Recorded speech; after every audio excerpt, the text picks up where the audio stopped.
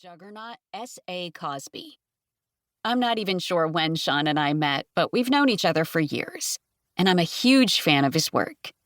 He's written 4 fantastic novels: My Darkest Prayer, Blacktop Wasteland, Razorblade Tears, and All the Sinners Bleed.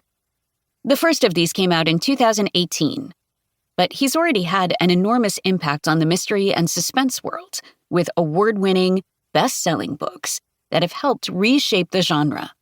He's won the Macavity, the Anthony, the Barry, the Hammett, the International Thriller Writers Award, and the Los Angeles Times Book Prize.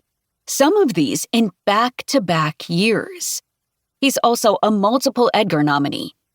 For many readers and listeners, including one Barack Obama, he's probably the defining writer of contemporary crime fiction. What many people might not know is that Sean cut his teeth on short stories, cranking out hundreds of them in the years leading up to his first novel.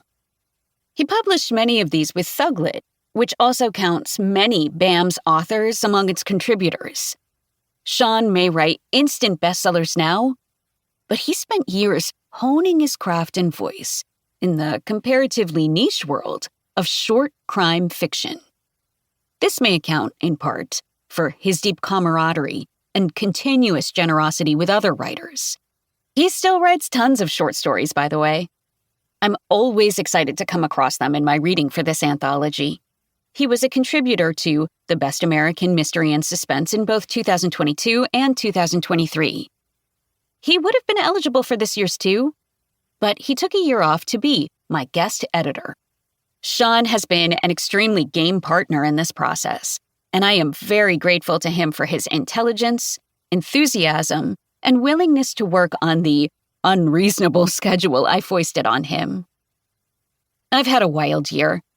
I judged the National Book Awards and have been shooting a TV show in South Korea, where I am currently in a hotel room writing this overdue foreword after an all-nighter on set.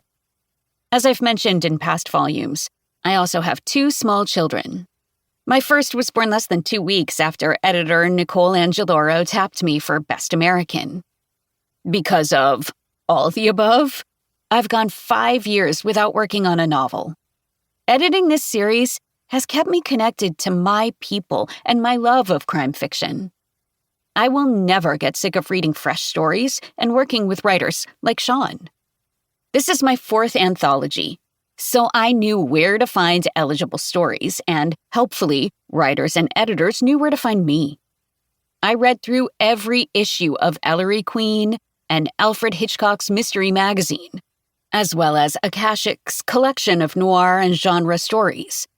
I tracked down crime anthologies, many of them after receiving submissions from individual authors or editors, and kept tabs on the various mystery publications, both in print and online.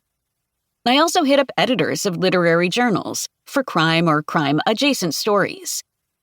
I sifted through all these stories and picked around 50 of the best, or more accurately, my favorites, which I passed on to Sean.